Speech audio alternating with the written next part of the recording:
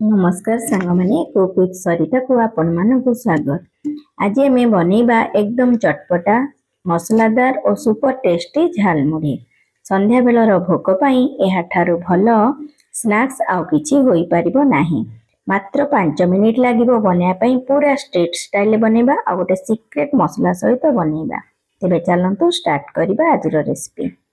एठी गोटे बड़ पात्र रे 4 कप मुढ़ी नै नेबा। एबे मुढ़ी रे आउ सब सामग्री मिसेबा। एठी मु जहा जहा सामग्री देइछि सब ऊपर मेंशन करिछि। वीडियो देखुथिला समय रे सब चेक करि परिबे। देखंतु गजा मुग देइ नेइछि, सिझा मटर, सिझा सोला, अल्प भजा बादाम, चनाचूर देइछि, कॉर्न चिप्स देइछि, कोरा गाजर देइ नउछि, कोरा बीट देइ नउछि।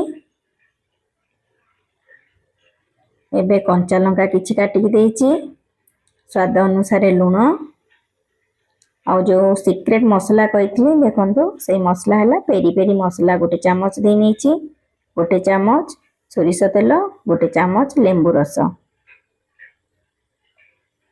एबे लास्ट रे गोटे बड़ पियाज को काटिक दे नेछि। एबे सब जिंस को भल भाबरे मिसै नबा। एठी मो पाखरे धनिया पत्र आउ काकुड़ी नथिला, आपण पाखरे थिले आपण निहाती भाबरे ऐड कर परिबे। देखंतु सब जिंस को भल भाबरे प्रथमे मिक्स करनबा। एबे देखंतु केते बढ़िया रंगीन आउ लोभनीय लागुची हमर झालमुढ़ी। मात्र 5 मिनिट रे प्रस्तुत होई गेला सुपर टेस्टी और हेल्दी क्रिस्पी झालमुढ़ी।